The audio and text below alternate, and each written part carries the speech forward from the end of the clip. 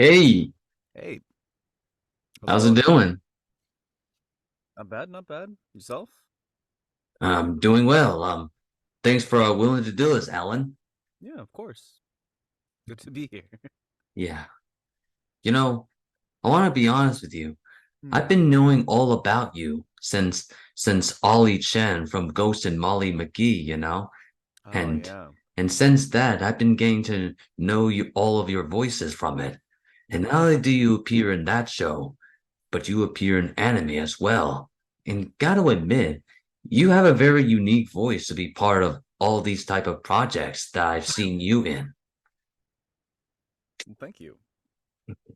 Well, it's what I I do best.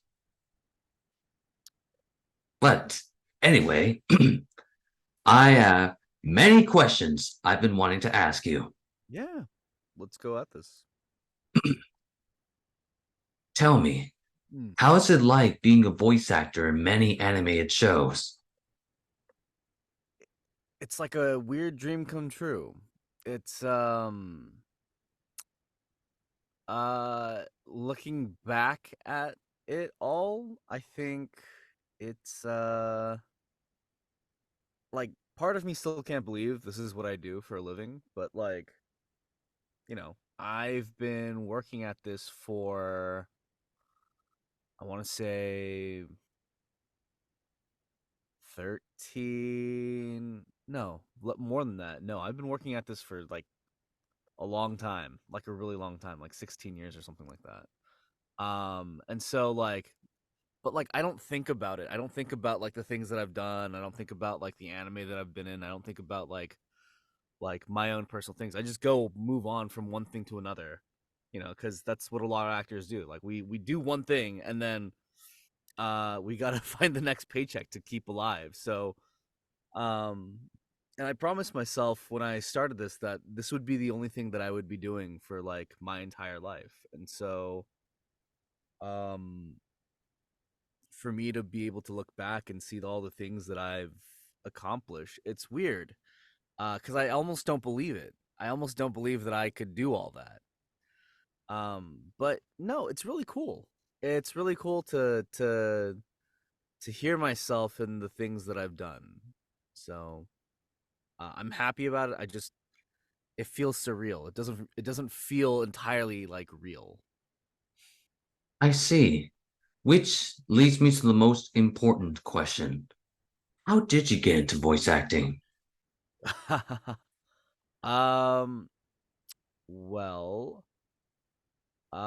when I was a kid, my brother rented a movie called Office Space. And I don't know if you've ever seen the movie Office Space before. Isn't that the movie with Ron Livingston and Jennifer Aniston?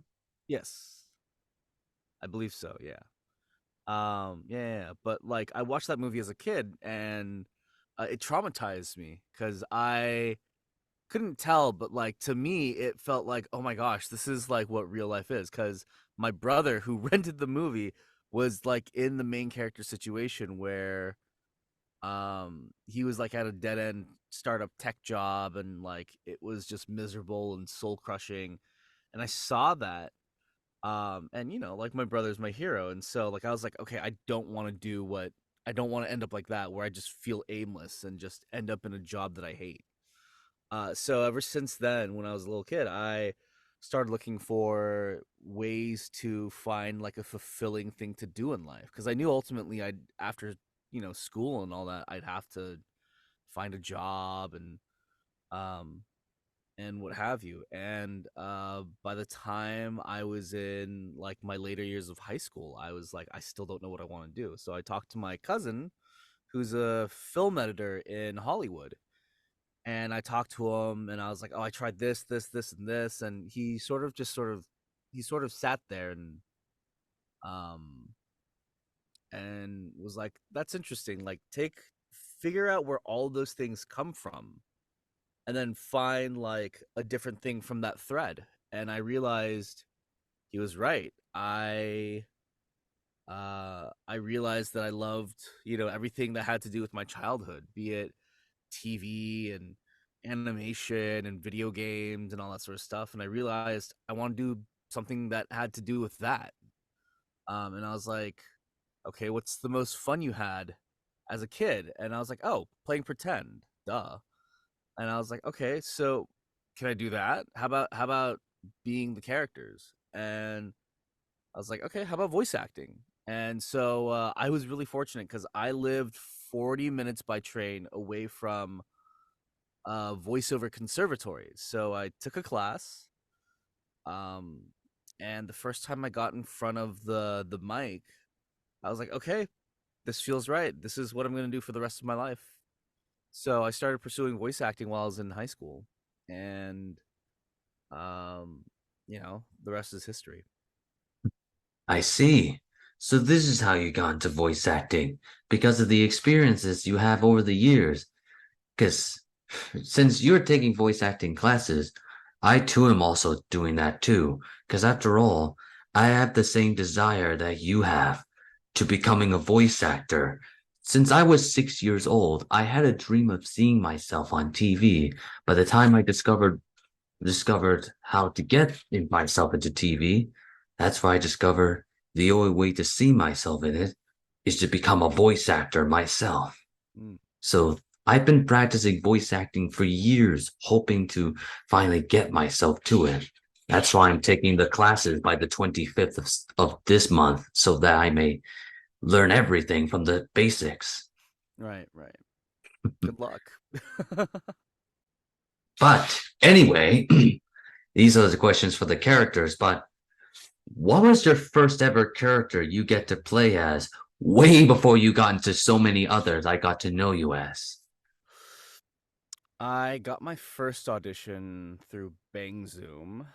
Okay, so hold on. Before all of that, right? Like, um, I did stuff as I was training. Like, short animated films, like, or short animated projects basically for people who went to my school. I did voices for commercials. Because originally I wanted to get into commercial acting, and not character acting. And yeah, but when I got to LA, the only thing that was available to me was dubbing. And so I went over to Bang Zoom and they liked what I did. And so they started sending me auditions probably late 2013. Uh 2013. yeah, and the first thing that they sent me was a character called Leto, for a show called Gargantia on the Virtuous Planet. And I auditioned and I booked it. So Leto was my first character. Impressive. So this is why you what your first character is. I'm just trying to make sure, just in case if I ever make a video about your voice showcase, I just need to make sure I just do it in chronological order through the evolution, and just like I did with many others, you know? Mm. So that's all to it. I appreciate it. It was so long ago. It's been 10 years. So Yes, yeah, it no, has I been think 10. I think it's interesting because Leto was my first, and was like my only real thing that I had for like a while. Um, but like, it's interesting. I still don't like watching myself in that show for some reason. I got over it. Like, at first I didn't want to see it at all. Um, because it was my first, but like now, like, I'm like trying to creep back to it and rewatch it, but I just haven't gotten back to it. It's all right. It's called trying to learn something from the past. Once we learn from it, we understand things well, just like I do all the time. So yeah, that's something to tell you. But anyway, in the game Punishing Gray Raven, what was your favorite part about playing Roland? Um, I think it was, I think for Roland and Punishing Gray Raven, I really enjoyed coming up with a voice for him. And like when I auditioned for him, they asked for a British accent, which is weird because I was like, I don't know, this guy doesn't read British, but I was like, okay, how do I make this British and how do I make this um something that I would want to do? And I was like figuring out the voice for him and sort of uh, uh that mix of like suaveness that he has as well as silliness and playfulness and seriousness. Coming up with the character I think was probably the most fun I had. I didn't think I would book it, and I did. Um, and I didn't realize that there's like a huge following for the character. Um, when I did it, but when I was going through the actual session to record for him, um, I I found my groove with the character when my director like started playing with me and giving me direction. And I don't know, like the whole thing was super fun.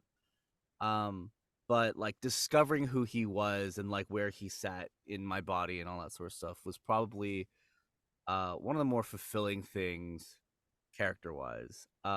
Yeah, I like building characters and I like um discovering sort of like where they sit with me. Um, yeah, sorry, that's like a weird, specifically actory type of thing, but that's my answer. I see. So that's your favorite part about playing character rolling, because everybody comes up with characters just by simply opening themselves to it, you know? It's something I learned from one of the classes like a few months ago. So yeah, that's something I'm beginning to see from you. Because hey, everybody goes through that. That's all. But anyway, how does it feel about playing Makoto Adamora in Great Pretender? I love Edamura. I love. I mean, we call him in the script. We call him Edamame, so I'm just gonna refer him to that. But no, he's. It was freeing to play Edamame.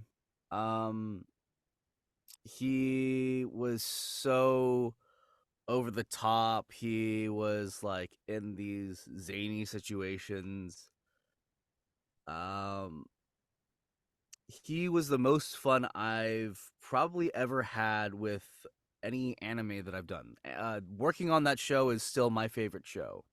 Like it is my favorite anime character that I've ever done, and I don't think anything can top that or will top that. Even if it's you know, even if it's like something quote unquote bigger. Like that character was so fun for me that like nothing can. I don't think anything can top that. Um, it's probably yeah, it's like my favorite anime show that I've ever worked on.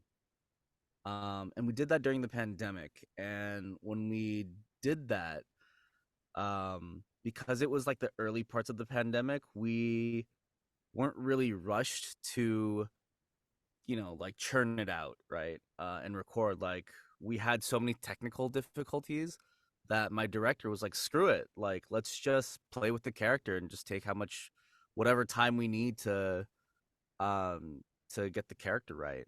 And so I got as much time as I wanted with the character.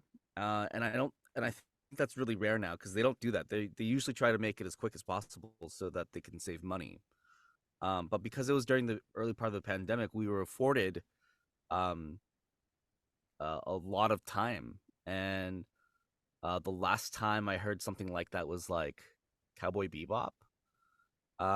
When they're like, all right, let's just get this down one line at a time and let's just explore the character as much as possible. So to me, like I consider Great Pretender my Cowboy Bebop. It was lightning in a bottle. I see. So that's how does it feel like playing that character? Because honestly, I've seen that anime show, and to tell you the truth, you did very well playing that character, you Oh, know, thank you. especially when I see you just interact with the characters that I see before me, such as Fred Tatasciore himself and Alan Misa and probably Right. like Laura Post and others, you know. Just saying. That's Yeah. all. But anyway, how's it like playing Amaki in The Rising of the Shield Hero? Ren? Ren? Amaki, Yeah, Ren Amaki. yeah, him. Uh I I like him as a character. I think out of the three other heroes, he's the least stupid. At least he like in the middle of his like, wait, why are we attacking him? Why are we attacking Naofumi? Um, so he gets some points in my book. He's a cool character to play. But like he believes himself to be the main character, and I think that's where his fault lies. I mean, like I think it's obvious that that's where his fault lies, where um he doesn't consider his other teammates. He kind of likes doing things on his own. And I think he's sort of a play on the trope of the lone hero, right? Like the lone wolf. And how that doesn't stick in a world like the world of Rising of the Shield Hero. I mean, for all intents and purposes, I think he's a parody of Kirito. And, Kirito in Sword Art Online is such a cool character. So to play anything adjacent to that is pretty cool. But um, I like whenever I get to play him. I enjoy playing him. Um, I wish he got. I think he has more in season 3, which is upcoming. Because in season 2, I think I got 6 lines total. So I look forward to his character's story. And I know a little bit of what happens, but Yeah, uh, his I'm just looking forward to playing it, I guess.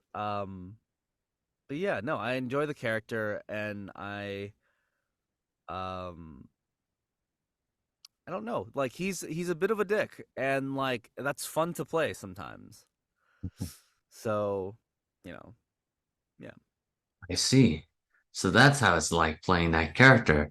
Because I've been seeing The Rising of the Shield Hero, and honestly, you you were very good playing that character, especially when you got to interact with Stefan Fu and the other actors that throughout the anime, you know? Hmm. So, yeah, that's something to it. But anyway, what's so awesome about playing Mayoto in JoJo's Bizarre Adventure Diamond is Unbreakable? Miyamoto. Um, he's creepy, and creepy's fun to play. He's like, he's evil. He's a dick. He's creepy as hell. And he's a coward. And I think all those elements make for like a really fun villain to play. Um, because you get to play so many different sides of him, and he doesn't, he's not. Yeah, I would just say he's not boring. So, when I got the character, I was like, what are we doing with this character? Like, what do we? Well, he changes his voice a lot, and like part of it's for show, right? To continue creeping out his victims. And I always thought that was interesting. I I mean like I know the character was only on screen for so long, but um yeah, like I think getting to get the chance to explore um that side of I guess like any type of characters is freeing. Like that's why a lot of people like playing villains more than they like playing heroes, because you get to explore so much. Uh and Teranosuke was definitely that for me. I see. So that's how it's like playing that character. Because honestly, I've been seeing a lot of JoJo's Bizarre Adventure, you know? And to tell you the truth, you did very well playing that character, along with, especially when you got to battle with the characters, you know? What's the most awesome thing when being part of the show Demon Slayer as one of the lower ranks? Um, I was only on screen for about 5 minutes, but he it was fun playing his death. The character freaked out and spoiler alert, but he got murdered. And he got murdered pretty brutally. And yeah, no, I think just getting to be a part of that show is really cool. Because they have a lot of heavy hitters in that show, and um, I I enjoyed what little time I had on the show. Even if it was just dying. Because like as long as it's interesting, as long as it captures sort of that like gut feeling from the audience, that's as long as I do that, like I'm totally fine with my performance. Quite Um, impressive. yeah. Because, yeah, because honestly, I've been seeing a lot of Demon Slayer, by the way, and gotta admit, you did very well playing the character, you know? But anyway, what's your favorite part about being the voice of Saryu in One Punch Man? Suiryu? Uh, my favorite part. Like, He was my favorite character from the manga. So getting to play him was like a dream come true. I missed out on season one auditions, so I didn't get a chance to audition for Saitama or Genos. But afterwards I started reading the manga, and when Suiryu came on, um, like I latched onto him, and he became my favorite character quickly. And when the audition came out, I was like, okay, um, I really enjoy this character. So if I get it, like it's I feel like it was meant to be. And I did, and I don't know, I just enjoyed the heck out of playing him. He's super cocky and he's a cool character. I see. So this is what you like about playing that character, you know? Because honestly, One Punch Man is the reason why I've discovered anime for. Because before, I never knew what anime was. Well, because I've seen Dragon Ball Z and Naruto. But when One Punch Man appears, that's when I discovered that those two shows I've seen were actually anime, just like that. And well, it's the reason why I've been watching more anime for. Because of that. Turns out, I've discovered that there's a season 3 of One Punch Man coming next year, and that your character will going to return eventually. And if he returns, that must mean you must return as well. Because, hey, that's all what the part of the manga is for, you know? Mhm. Because that's what they announced like a few months ago. So that's all to it. Cool. I mean, Yeah, if it happens, it happens. yes, it will happen eventually. And when that does happen, oh, I'm going to announce it to everyone, including you, Ellen, as a way to, you know, get everybody back on track to the One Punch Man world. Hmm. Cool. But anyway, oh boy, this one's my most favorite question I've been wanting to ask. But what's the biggest thing when playing Shang Tsung in Mortal Kombat 1? Ooh. I can't say too many things right now because the game hasn't released yet. But No, but you can at um, least give me like small details, that's all. yeah, um I grew up with Mortal Kombat, so getting to play the character of Shang Tsung is honestly crazy to me. Um, and after Kerry Hiroyuki Tagawa was after he returned for MK11, um, there's a lot of pressure to perform the character, and uh oh, man, I wish I could say more things about this character, but like honestly, I have to wait on I have to wait on the game coming out and people experiencing the story mode before I can really share some stories about this. Yeah, But all I can say is that um I put a lot of effort into it with my voice director. And I mean, I think we're pretty proud of the work that we put into it. And I just I look forward to everyone's reactions to the story mode, and what I've done with the character. And I mean, I think that's the only thing I can say at this moment. Just because, like, if I were to talk about my actual favorite thing about the character, it would be a spoiler. So I don't want to say anything yet. I know. There will be no spoilers until the game comes. That's something I've learned from it. Because, but anyway, you know, to be honest with you, you did very well playing that character, Shang Tsung, you know? Because you know what your voice of him reminds me of? Oh. It's your voice sounded a lot like Cherry and Jonah Scott combined together to make it sound more like Shang Tsung himself in his younger self, you know? Because, hey, there is one small detail I did know that which I've seen it on YouTube actually, like he was a sorcerer who was being like who was being manipulated by by someone named Chronica in in exchange for ultimate power to finally overthrow everything that comes around him. Because hey, that's what they see on YouTube, you know.